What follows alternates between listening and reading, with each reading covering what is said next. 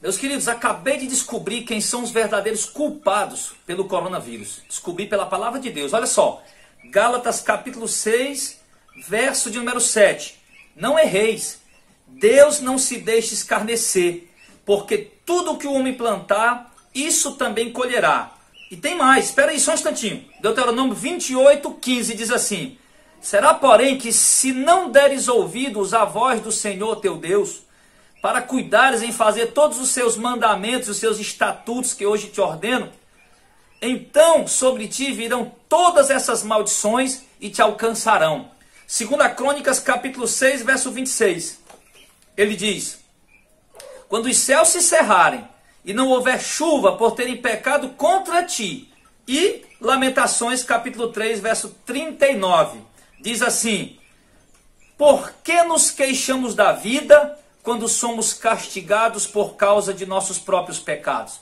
Não precisa mais procurar o culpado pelo coronavírus. Foi ninguém que comeu morcego, cobra, jacaré, seja lá o que for. É o nosso pecado, meu pecado, o teu pecado, que atraiu a ira de Deus sobre a terra, sobre o Brasil. O Brasil é um país que tem leis que vão totalmente contrário à palavra de Deus. Por exemplo, temos projeto de lei para aprovar casamento homossexual. Nós temos projeto de lei para aprovar o aborto. Nós temos projeto de lei para aprovar a venda da legalização da maconha, tá? Nós temos projeto de leis aí, meus irmãos, que nós temos leis nesse Brasil que são leis injustas, que são leis opressoras e que são leis que oprimem e que ultrapassam a palavra de Deus muitas vezes. Algumas delas tem leis boas, claro, né? Mas tem leis que são ruins, ok? Tem leis que contrariam a palavra de Deus, que chegam até a ser imorais, pervertidas à luz da Bíblia, tá? O Brasil é o país da parada gay, querido. O Brasil é um país cheio de violência, cheio de corrupção, tá? Então, queridos, o culpado pelo coronavírus ter atingido o Brasil, ter chegado até o Brasil, somos nós, os nossos próprios pecados, tá? É o país do casa separa, taxa de divórcio no país, no Brasil, meu irmão, é altíssima, inclusive dentro das próprias igrejas evangélicas. Nós temos pastores no segundo, terceiro casamento, nós temos cantores renomados no meio evangélico, diga isso à luz da palavra de Deus, segundo, terceiro, quarto, até quinto casamento, nós temos cantores, pastores, pregadores aí nos púlpitos das igrejas, meu irmão.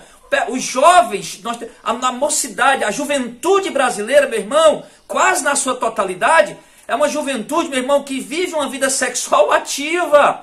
Vive uma vida sexual ativa como se isso fosse normal. É um povo que junta, separa, que junta, separa. Não estou mais nem preocupado no cartório e regularizar a situação diante das autoridades, diante das leis. É um país, meu irmão, que vem no decorrer dos anos, meus queridos, afundando na questão moral, na questão ética. É um país cuja população, em boa parte dela, que cobra honestidade dos seus políticos, que realmente muitos políticos do Brasil são corruptos mesmo, tá? E é uma população que cobra honestidade, mas boa parte dessa própria população é uma população corrupta.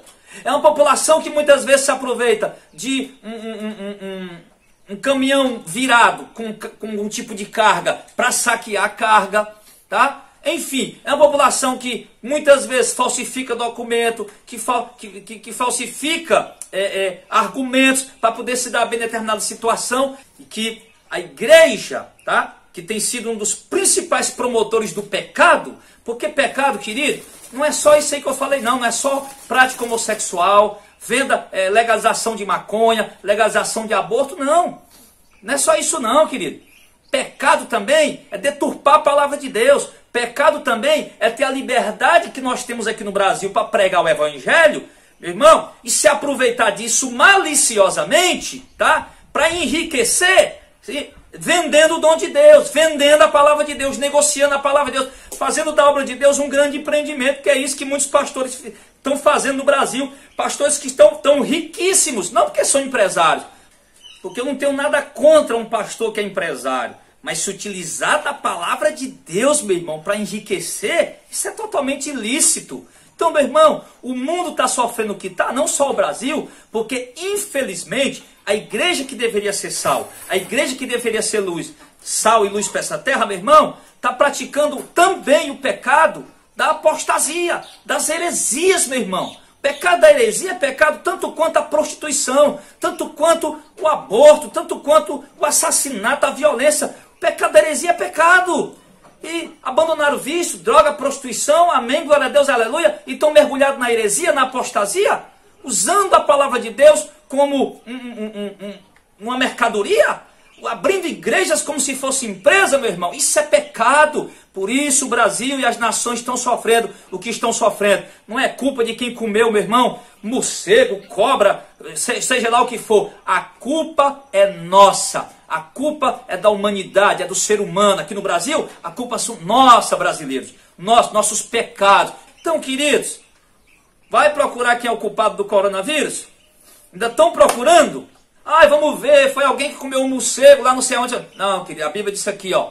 De Deus não se zomba. O que o homem planta, ele colhe. Nação brasileira está colhendo o que plantou, meu irmão. Estamos colhendo o que plantamos. O Brasil está colhendo o que plantou. Profeta Jeremias, como você acabou de ver aqui, meu irmão. Sim, disse, por que nos queixamos nós quando somos afligidos por causa dos nossos próprios pecados? Queridos, então nessa hora nós tínhamos mais é que reconhecer os nossos pecados. Nós tínhamos mais é que entender que essa praga chegou aqui no Brasil e que está só lá nas nações do mundo, porque são nações também corruptas e injustas e depravadas e pervertidas, tanto quanto o Brasil. É juízo de Deus por conta do pecado do homem. Esse é o culpado do coronavírus. O próprio homem, o próprio ser humano. A calamidade chegou, que caiu sobre todos nós, é juízo de Deus sobre a terra. Então, meus queridos, não precisa mais procurar culpado. A Bíblia já mostrou pra gente quem é. Somos nós pecadores. Fazer o que agora, pastor Jadel? Se arrepender, buscar o Senhor de todo o coração, como disse aqui Salomão na sua oração, 2 Crônicas capítulo 6, quando vier a fome, a praga, a peste sobre o teu povo, por terem pecado contra ti, e eles se arrependerem e orarem a ti, ouve dos céus a sua oração e perdoa seus pecados. É isso que nós temos que fazer agora, querido. Eu peço a você para fazer isso na sua casa, tá? Ore, busca a Deus, peça misericórdia, clame pelo nosso presidente da república, que nesse momento tenho certeza que a carga que ele está assinando é muito pesada. Eu não estou falando isso porque é Bolsonaro, podia ser Lula, podia ser Dilma, podia ser Michel Temer, é o presidente da nação, merece nosso respeito. Então temos que orar por ele, temos que orar pelos governadores, temos que orar pelos prefeitos, pelas autoridades que legislam essa nação, pelo judiciário, o executivo, querido, e pedir também para que a corrupção venha a ser banida do meio das nossas autoridades. E o que é que tem que fazer agora? Se arrepender, se converter, se voltar para Deus, reconhecer que estamos errados, reconhecer que estamos em pecado, reconhecer que realmente nos distanciamos de Deus e nos voltar. Que os políticos têm que fazer é rever as leis e colocar leis justas e honestas, tá? Deixar de oprimir o povo. Tem que tirar essas leis que ultrapassam a palavra de Deus, que chegam a ser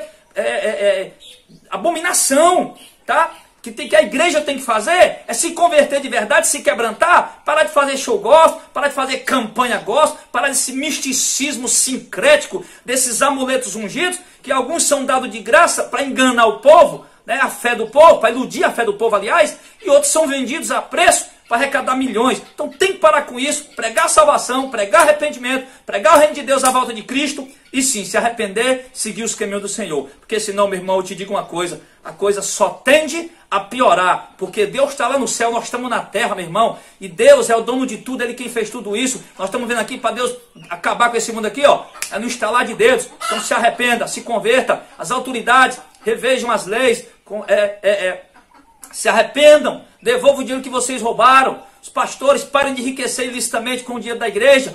Vamos se arrepender todo mundo, meu irmão.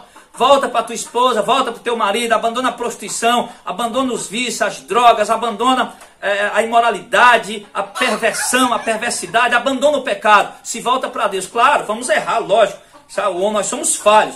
Mas uma coisa é a gente errar e viver lutando contra o pecado, outra coisa é se entregar deliberadamente ao pecado. Então, não precisa mais procurar o culpado pelo coronavírus. Foi ninguém que comeu morcego, cobra, jacaré, seja lá o que for. É o nosso pecado, o meu pecado, o teu pecado, que atraiu a ira de Deus sobre a terra, sobre o Brasil. Então, é tempo de arrependimento, é tempo de conversão. E eu sei, meus irmãos, que alguns de vocês aí não gostam de mim, mas eu não estou aqui, meu irmão, para agradar ninguém. Estou aqui para entregar a mensagem do Senhor. Quem tiver ouvidos para ouvir, que ouça. Deus abençoe.